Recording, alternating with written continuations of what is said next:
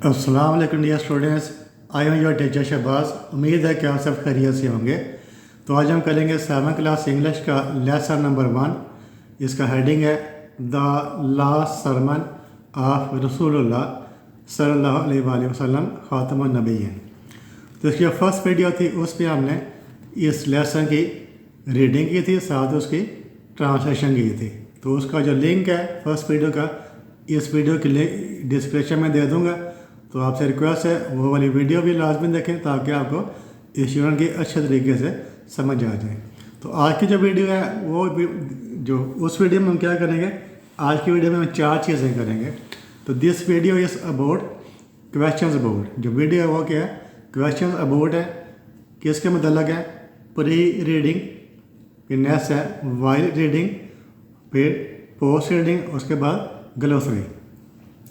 तो pre reading से क्या बनाता है, प्री का मतलब होता है बिफोर। प्री मीन्स बिफोर या पहले।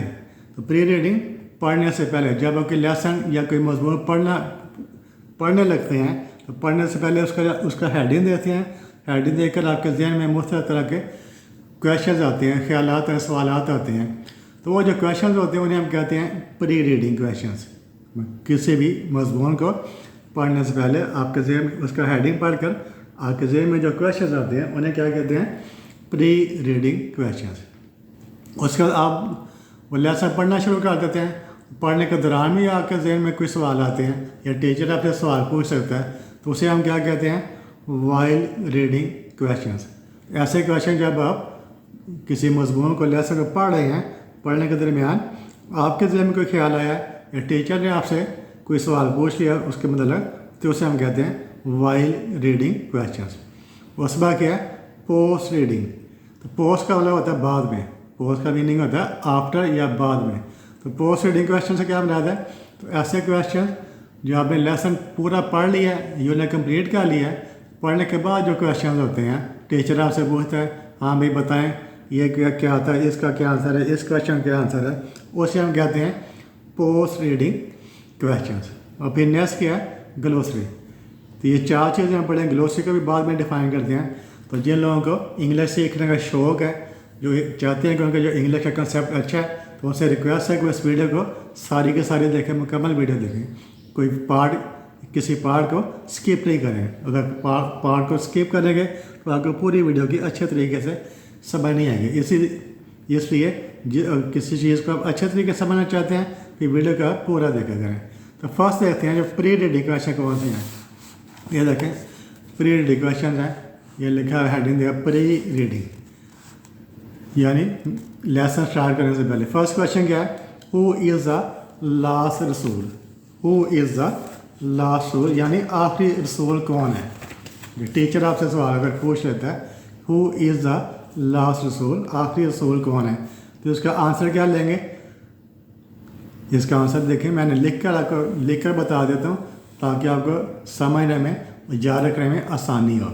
तो उसका आंसर क्या होगा, हज़रत मोहम्मद सल्लल्लाहु अलैहि वसल्लम इज़ द लास्ट रसूल ऑफ अल्लाह। तो first question, who is the last रसूल, ये क्वेश्चन है। इसका जो आंसर क्या होगा, हज़रत मोहम्मद सल्लल्लाहु अलैहि वसल्लम इज़ द लास्ट रसूल ऑफ अल्लाह। ये फर्स्ट क्वेश्चन का आंसर है। उसके बाद नेक्स्ट क्या है, हैव यू हर्ड, क्या आपने सुन रखा है, अबाउट द लास्ट सरमन, आखिरी खुतबे के मतलब ऑफ हज़रत मोहम्मद सल्लल्लाहु अलैहि वसल्लम, क्या आपने हज़रत मोहम्मद सल्लल्लाहु अलैहि वसल्लम के आखिरी खुतबे के बारे में सुन रखा है या उसको जानते हैं आप। तो इसका आंसर क्या होगा, ये भी मैंने लिख कर आपको बता देता हूँ। तो इसका आंसर क्या देंगे, क्वेश्चन पूछ रहा है तो क्या लिखें, यस, हाँ जी हाँ। आई हैव हर्ड, मैंने सुना हुआ है या सुन रखा है। I have heard about the last sermon of हज़रत मोहम्मद सल्लल्लाहु अलैहि वसल्लम, जी हाँ मैंने हज़रत मोहम्मद सल्लल्लाहु अलैहि वसल्लम के आखिरी खुतबे के बारे में सुन रखा है। ठीक है, उसके इतना भी काफ़ी है, इतनी काफ़ी है। Yes I have heard about the last sermon of हज़रत मोहम्मद सल्लल्लाहु अलैहि वसल्लम, जी हाँ मैंने हज़रत मोहम्मद सल्लल्लाहु अलैहि वसल्लम के आखिरी खुतबे के बारे में सुन रखा है। ये इतना काफ़ी है। इसका किसका आंसर, ये क्योंकि ये प्री रीडिंग है, आपने अभी स्टडी नहीं किया, इस चीज़ का जो आंसर इतना ही काफ़ी होगा। ये नेक्स्ट है उसके बाद वाइल रीडिंग क्वेश्चंस। जो वायरिड क्वेश्चन है उसमें फर्स्ट क्वेश्चन क्या है, व्हाट डिड रसूलुल्लाह सल्लल्लाहु अलैहि वसल्लम say about the life and property of every मुस्लिम। तो रसूलुल्लाह सल्लल्लाहु अलैहि वसल्लम ने तुम हर मुसलमान की लाइफ एंड प्रॉपर्टी, जान और माल के बारे में क्या फरमाया।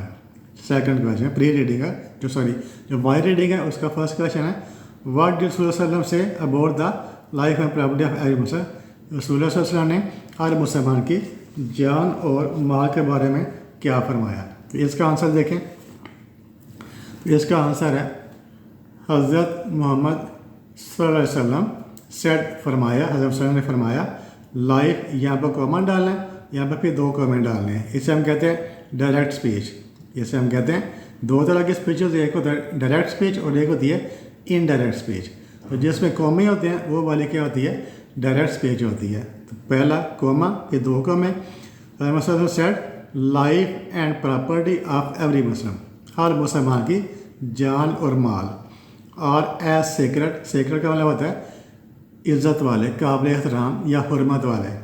हर मुसलमान की जान और माल उतने ही हुर्मत वाले हैं एज दिस डे, जितना ये दिन, दिस मंथ ये महीना, एंड दिस सिटी और ये शहर। वो शहर कौन सा, यानी मक्का। तो आप सल्लल्लाहु अलैहि वसल्लम ने हर मुसलमान की जान और माल के बारे में क्या फरमाया, आप सल्लल्लाहु अलैहि वसल्लम ने फरमाया हर मुसलमान की जान और माल उतने ही हुर्मत वाले हैं, उतने ही मुक़द्दस हैं, जितना कि ये दिन, ये महीना और ये वाला शहर यानी मक्का हुर्मत वाले हैं। हर मुसलमान के लिए जो मक्का का शहर है वो बड़ा मुक़द्दस है, हुर्मत वाला है। इसी तरह जैसे मक्के की हुर्मत है, इसी तरह हर मुसलमान की जान और माल की भी हुर्मत होती है। ये नेक्स्ट क्वेश्चन देखें। नेक्स्ट क्वेश्चन क्या है, Y reading. Next, what is Riba, what is Riba और यूजरी। इसको क्या पढ़ना है, यूजरी। व्हाट इज़ रिबा और यूजरी, रिबा या फिर यूजरी, इसको इंटरेस्ट भी कहते हैं। रिबा भी कहते हैं, यूजरी भी कहते हैं और इंटरेस्ट भी कहते हैं। जो तीन जो वो तीनों वर्ड सिनोनिम्स हैं, मुतरादिफ हैं, ठीक है। कोई सा भी वर्ड यूज़ कर सकते हैं, रिबा, यूजरी या इंटरेस्ट। इसकी देखें क्या डेफिनेशन है, रिबा किसे कहते हैं, इसका आंसर देखें, आपको सारी मदद मिलेगी। तो Riba is an Arabic word. जो रिबा है वो अरेबिक वर्ड है, अरबी ज़बान का लफ्ज़ है Riba. Riba is an Arabic word that means, इसका मतलब क्या होता है, टू इंक्रीज़, किसी चीज़ में इजाफा करना, किसी चीज़ को बढ़ाना। तो रिबा ये अरबी ज़बान का लफ्ज़ है और इसका मीनिंग क्या होता है, टू इंक्रीज़, किसी चीज़ में इजाफा करना। अब इसकी जो डेफिनेशन है रिबा की, या यूजरी, रिबा भी कहते हैं, यूजरी भी कहते हैं और इंटरेस्ट भी कहते हैं। तो इसकी डेफिनेशन क्या होती है, it is a extra amount of money, it is the extra amount of money. तो ये क्या होती है, ज़ायद रकम होती है, ये वाली ज़ायद रकम होती है, रिसीव्ड बाय द लैंडर। जो कौन रिसीव करता है, लैंडर कहते हैं उधार देने वाले को, लैंडर कहते हैं उधार। तो जो जो जो ज़ायद रकम है वो कौन वसूल करता है, रिसीव्ड बाय द लैंडर, जो उधार देने वाला वसूल करता है। किससे वसूल करता है, फ्राम द बारोअर, बारोअर कहते हैं जो उधार लेने वाला होता है, फ्राम द बारोअर, जो उधार देने वाला वसूल करता है, फ्राम द बारोअर, उधार लेने वाले से, अलॉन्ग विद, किसके साथ, प्रिंसिपल अमाउंट। प्रिंसिपल अमाउंट कौन सी होती है, जो असल रकम होती है, as a condition for loan, जो लोन किसे कहते हैं, कर्जा, किसी कर्ज की शर्त होती है। जैसे किसी शख्स को 1 लाख रुपए की ज़रूरत है तो वो बैंक के पास जाता है, तो बैंक से कहता है मुझे 1 लाख रुपये उधार दे दें, मुझे लोन दे दें, कर्जा दे दें। तो बैंक क्या कहता है, ठीक है मैं आपको 1 लाख रुपये कर्जा दे देता हूँ, लेकिन इसके बदले में आपसे मैं एक्स्ट्रा अमाउंट रिसीव करूँगा, 1 लाख नहीं लूँगा बल्कि 1,20,000 लूँगा या 1,25,000 लूँगा। तो 1 लाख से जो ज़्यादा अमाउंट है उसे हम कहते हैं रिबा कहते हैं। जो 1 लाख है जो ओरिजिनल अमाउंट है उसे हम कहते हैं प्रिंसिपल अमाउंट। जो असल रकम होती है उसे कहते हैं असल रकम। तो 1 लाख है ना, 1 लाख से, ठीक है, 1 लाख जितना से लोन लिया वो प्रिंसिपल अमाउंट होती है। उससे जो जायद है उसे हम कहते हैं रिबा या यूजरी या इंटरेस्ट। तो जो लैंडर उधार देने वाला, बारोअर उधार लेने वाला, इट इज़ द ऐसा amount of money received by the lander, उधार देने वाला रिसीव करता है कैसे, फ्राम द बारोअर, उधार लेने वाले से, अलॉन्ग विद प्रिंसिपल अमाउंट के अलावा या साथ as a condition for loan जो कर्जे की शर्त होती है। फिर नेक्स्ट क्वेश्चन देखते हैं वाई रीडिंग में। नेक्स्ट क्वेश्चन है इधर आ जाए नेक्स्ट पेज के ऊपर। तो इज़ पेइंग ज़कात वर्शिप ऑफ अल्लाह, क्या ज़कात अदा करना अल्लाह ताला की इबादत है? इसका आंसर देना है इज़ गिविंग ज़कात वर्शिप ऑफ अल्लाह, क्या ज़कात को अदा करना, ज़कात देना अल्लाह ताला की इबादत है। तो इसका आंसर देखें, यस, जी हाँ। पेइंग ज़कात या गिविंग या पेइंग ज़कात टू द पुअर, तो ज़कात हम किसे देते हैं? जो गरीब लोग होते हैं। तो पेइंग ज़कात टू द पुअर, गरीबों को ज़कात देना, is among one of the duties of every rich Muslim. तो गरीबों का ज़कात देना हर अमीर आदमी की जो ड्यूटीज़ हैं या फ़राइज़ हैं उसमें से शामिल है। जो ज़कात की अदायगी है वो अमीर आदमी से, जो अमीर आदमी होते हैं जिनके पास ज़ायद रकम होती है, जिनके पास अपनी ज़रूरियात से ज़ायद रकम होती है, ज़ायद पैसा होता है, उसमें से वो ज़कात देते हैं किसको? गरीब लोगों को। वो ये जो ज़कात की अदायगी है हर मुसलमान के जो फ़राइज़ हैं, फ़राइज़ कौन से हैं? हर मुसलमान के फ़राइज़ कौन से हैं? जैसे नमाज़ पढ़ना फ़र्ज़ है, रोज़ा रखना फ़र्ज़ है, इस तरह जो ज़कात देना ये भी फ़र्ज़ है। ठीक है, तो जो भी फ़राइज़ हैं वो सारे के सारे अल्लाह ताला की इबादत होते हैं। देयरफॉर गिविंग ज़कात is also worship of Allah, इसलिए देयरफॉर इसलिए ज़कात का अदा करना भी अल्लाह ताला की इबादत है। यस, पेइंग ज़कात to the poor is among one of the duties of every rich man, every rich Muslim. तो हर जो अमीर आदमी है उसके फ़राइज़ में शामिल है कि वो अपनी जो ज़ायद रकम है उसमें से गरीबों को ज़कात अदा करे, इसलिए जो ज़कात की अदायगी है वो भी अल्लाह ताला की इबादत है। फिर नेक्स्ट क्वेश्चन क्या है उसको देखते हैं। What do you mean by the path of righteousness? Righteousness कहते हैं सच्चाई। राइटियसनेस मीन्स सच्चाई। तो पाथ ऑफ राइटियसनेस मीन्स सच्चाई का रास्ता। पाथ ऑफ राइटियसनेस मीन्स सच्चाई का रास्ता या सीधा रास्ता या सिरात मुस्तकीम। ठीक है, चाहे आप सच्चाई का रास्ता क्या लें या सीधा रास्ता या सिरात मुस्तकीम पढ़ते, नमाज में पढ़ते हैं सूरह फातिहा में इहदिना सिरातल मुस्तकीम, उसे कहते हैं पाथ ऑफ राइटियसनेस। तो what do you mean by the path of righteousness? जब सच्चाई का रास्ता जो सिरात मुस्तकीम है उससे क्या मुराद है इसको बताना। इसका क्वेश्चन का आंसर क्या होगा? क्या देखें जी, द पाथ ऑफ राइटियसनेस यानी सीधा रास्ता या सिरात मुस्तकीम मीन्स, इसका क्या मतलब है? टू फॉलो, पैरवी करना, जिसके ऊपर अमल करना। फॉलो मीन्स पैरवी करना या अमल करना। टू फॉलो कुरान, जो सिरात मुस्तकीम है उसका क्या मतलब है कि आप कुरान पाक के जो अहकामात हैं अल्लाह ताला ने कुरान पाक में जो हमें हुक्म दिया है करने का और जिनसे ना करने का हुक्म दिया। कुरान पाक में दो तरह के अहकामात हैं कि यह काम करने हैं और यह काम नहीं करने, यानी नेकी के काम करने हैं और गुनाह के कामों से बचना है। वो कुरान पाक में अल्लाह ताला ने हुक्म दिया। ये तो वो जो सच्चाई का रास्ता है या सिरात मुस्तकीम है। दूसरा क्या है? And life of Prophet Muhammad सल्लल्लाहु अलैहि वसल्लम, और जो हमारे नबी हैं उनकी ज़िंदगी में उन्होंने जो काम किए उसको हमने फॉलो करना है और जो काम उन्होंने नहीं किया उसको भी आपने फॉलो करना है। तो पाथ ऑफ राइटियसनेस से क्या मुराद है? टू फॉलो, आप फॉलो करेंगे, किसको फॉलो करेंगे?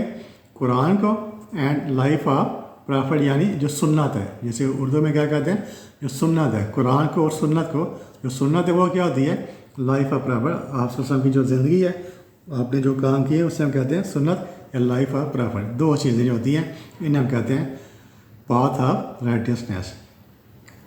उसके बाद है नेक्स्ट क्वेश्चन है पोस्ट रीडिंग। नेक्स्ट क्वेश्चन है पोस्ट रीडिंग क्वेश्चन है। पोस्ट रीडिंग क्वेश्चन में क्या आ रहा है? पोस्ट का क्या होता है? बाद में। पोस्ट मीन्स क्या? आफ्टर या बाद, यानी जब लेसन ख़त्म हो गया, लेसन ख़त्म होने के बाद जो टीचर आपसे सवाल पूछता है या कोई आपके दोस्त आपस में एक दूसरे से सवाल पूछते हैं उसे हम कहते हैं पोस्ट रीडिंग क्वेश्चन। तो क्या है?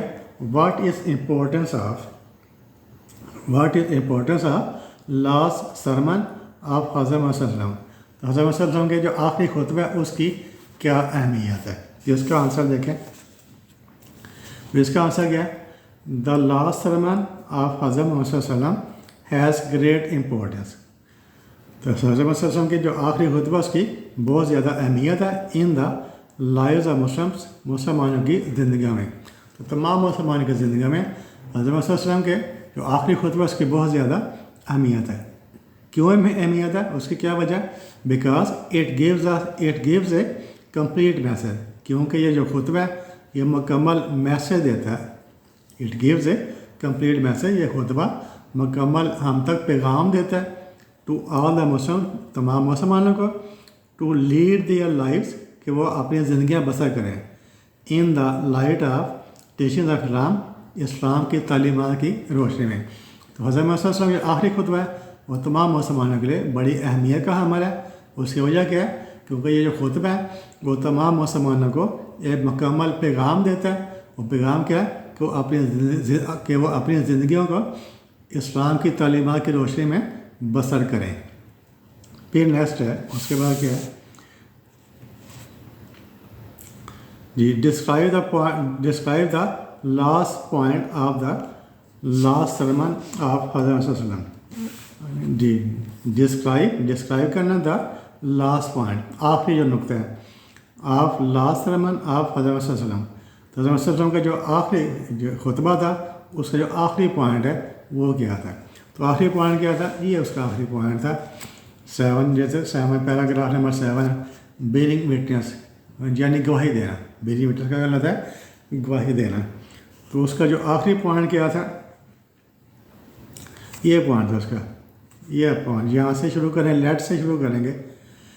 आपने क्या फरमाया था, let him that is present, जो यहाँ पर मौजूद हैं। जब आप खुतबा दे रहे थे तो जो लोग यहाँ पर मौजूद थे, let him that is present, जो लोग यहाँ पर मौजूद हैं, कन्वे इट, इस पैगाम को पहुँचाएँ, टू हिम, उस शख्स को, हु इज़ एब्सेंट, जो यहाँ पर मौजूद नहीं है। तो आपने क्या फरमाया कि जो लोग यहाँ पर मौजूद हैं इस पैगाम को, यानी आखिरी खुतबे को, उन लोगों तक पहुँचाएँ जो यहाँ पर मौजूद नहीं हैं। फॉर, क्योंकि, to whom the message is conveyed, जिसको आप ये पैगाम पहुँचाएँगे, may be having more understanding, हो सकता है कि उसको इस पैगाम की ज़्यादा समझ आए, आप इट दैन द ऑडियंस, उन लोगों के मुकाबले में जो यहाँ पर मौजूद हैं। तो जो यहाँ पर जो लोग मौजूद हैं तो उन लोगों तक पैगाम पहुँचाएँ जो यहाँ पर मौजूद नहीं हैं। और साथ ये भी फरमाया कि हो सकता है कि जो लोग यहाँ पर मौजूद नहीं हैं, जब उन तक आप ये पैगाम पहुँचाएँगे, हो सकता है तुम लोगों के मुकाबले उन लोगों को इस पैगाम की ज़्यादा समझ आए। ये इसका आखिरी पॉइंट था। इसके बाद नेक्स्ट है ग्लोसरी। अब ग्लोसरी करते हैं, तो ग्लोसरी के पहले डेफिनेशन देख लेते हैं। ग्लोसरी किसे कहते हैं, आप स्टूडेंट पढ़ते रहते हैं, ग्लोसरी पढ़ते रहते हैं, लेकिन उसका उन्हें पता कभी नहीं होता ग्लोसरी का मीनिंग क्या है, बस वैसे अंदाजे से पढ़ते रहते हैं। तो ग्लोसरी के डेफिनेशन देख लें, ग्लोसरी का क्या मीनिंग होता है। ग्लोसरी, तो इसको उर्दू में क्या कहते हैं, लुगत। ग्लोसरी का जो उर्दू मीनिंग होता है वो क्या होता है, लुगत या फरहंग, लुगत या फरहंग, या डिक्शनरी भी कहते हैं। मुझे छोटी सी डिक्शनरी होती है उसे कहते हैं ग्लोसरी। डिक्शनरी में बहुत ज़्यादा अल्फाज होते हैं, ग्लोसरी में चंद एक अल्फाज होते हैं, ठीक है। तो इसकी डेफिनेशन देखें, it is defined as a collection of words. तो इसको हम कैसे डिफाइन करते हैं, एक कलेक्शन ऑफ वर्ड्स, चंद अल्फाज का मजमू होता है। परटेनिंग मीन्स के मतलब, किन अल्फाज, परटेनिंग किसके मतलब अल्फाज होते हैं, टू ए स्पेसिफिक मीन खास, स्पेसिफिक मीन टॉपिक। तो it is defined as a collection of words, collection of words, जो ग्लोसरी वो क्या होती है, कलेक्शन ऑफ वर्ड्स होती है, pertaining to a specific topic, किसी ख़ास टॉपिक के मतलब जो इम्पोर्टेंट वर्ड्स होती हैं उसकी कलेक्शन को हम कहते हैं ग्लोसरी। किसी ख़ास टॉपिक के मतलब उस टॉपिक में जो अहम वर्ड्स होते हैं उन्हें हम कहते हैं ग्लोसरी। जैसे हमने फर्स्ट लेसन पढ़ा है, फर्स्ट लेसन के जो अहम फर्स्ट लेसन क्या है, द लास्ट सरमन ऑफ रसूलुल्लाह सल्लल्लाहु अलैहि वसल्लम। इसमें जो अहम वर्ड्स हैं उनकी जो कलेक्शन है उसे हम कहेंगे this collection is the glossary. तो उनको देख लेते हैं हम वर्ड्स को, इम्पोर्टेंट वर्ड्स को। कौन से हैं, फर्स्ट वर्ड क्या है, सरमन। तो सरमन कैसे कहते हैं, ऐसी स्पीच होती है, ठीक है, ऐसी स्पीच होती है जिसका तल्लुक़ कैसे होता है, किसी मजहबी टॉपिक से होता है। ऐसी स्पीच जिसका तल्लुक़ किसी मजहबी या रिलीजियस टॉपिक से होता है, उसे हम कहते हैं सरमन। किसी रिलीजियस टॉपिक के ऊपर जब आप बात करते हैं, तकरीर करते हैं, तो उसे क्या कहते हैं, सरमन। जो कोई आम टॉपिक के ऊपर बात करें तो उसे हम कहते हैं स्पीच। किसी आम टॉपिक के ऊपर बात करें तो उसे स्पीच कहते हैं, लेकिन किसी मजहबी टॉपिक के ऊपर बात करें उसे हम कहते हैं सरमन। सेक्रेड का मतलब है पाक। सेक्रेड मीन्स पाक या मुकद्दस, या जिसकी बहुत ज़्यादा इज्जत हो, जिसका बहुत ज़्यादा एहतराम हो। तो वेरी इंपॉर्टेंट या ग्रेटली रिस्पेक्टेड।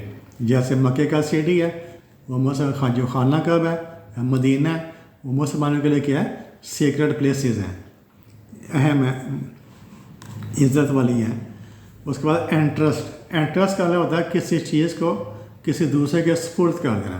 इंटरेस्ट का क्या होता है, किसी चीज़ को किसी दूसरे के सुपुर्द कर देना। जैसे पेरेंट्स होते हैं, वो अपने बच्चों को सुपुर्द कर देते हैं, किसके, स्कूल के। जब पेरेंट्स अपने बच्चों को स्कूल में भेजते हैं तो उसका क्या होता है, वो अपने बच्चों को सुपुर्द कर देते हैं स्कूल की इंतजामिया के बाद, फिर वो उन्हें सुपुर्द कर देते हैं टीचर के बाद। अब टीचर के ज़िम्मेदार रहते हैं कि उनकी अच्छी तरह देखभाल करें, उनकी अच्छी तरबियत करें। तो इंटरेस्ट पर आता है। या फिर आप अपने जो पैसे हैं, आपके पास कुछ पैसे हैं या गोल्ड है आपके पड़ा हुआ है, आपने कहीं दूसरे शहर में जाना है, आप उसको आपने किसी अजीज़ के पास रखवा दें, ये मेरे पैसे अपने पास रख लो, जब मैं सफ़र से वापस आऊँगा फिर आपसे वापस ले लूँगा। उसे हम कहते हैं इंटरेस्ट, यानी एक चीज़ को किसी दूसरे शख्स के पास रखवाना या हवाले करना, सुपुर्द करना। To make someone responsible for taking care of someone, यानी किसी दूसरे को रिस्पॉन्सिबल बनाना कि वो उसकी किसी चीज़ की हिफाजत करे, उसकी चीज़ को अपनी हिफाजत में रखे। Blood revenge. नेक्स्ट क्या, ब्लड रिवेंज। ब्लड कैसे कहते हैं, खून का बदला। खून का बदला क्या होता है, यानी कत्ल का बदला। कोई किसी शख्स को कत्ल कर देता है, वे उसके बदले में उसको भी कत्ल किया जाता है। ऐसे कहते हैं ब्लड रिवेंज, यानी taking revenge for a murder, किसी कत्ल का बदला लेना। डेलिबरेटली का मतलब जानबूझकर। डेलिबरेटली कोई काम होता है, कोई गलती होती है, ऐसे आपसे वैसे ही हो जाती है, आपका इरादा नहीं होता लेकिन आपसे कोई गलती हो जाती है, ठीक है। लेकिन कोई ऐसे गलत काम होते हैं जिसका आपको पता होता है, आप इरादे से करते हैं, तो उसे हम कहते हैं डेलिबरेट। ऐसा गलत काम जो कोई आप, या अच्छा काम भी जो आप किसी इरादे से करते हैं, उसे कहते हैं डेलिबरेटली। जानबूझकर, डेलिबरेटली इरादे से या जानबूझकर या जानते हुए।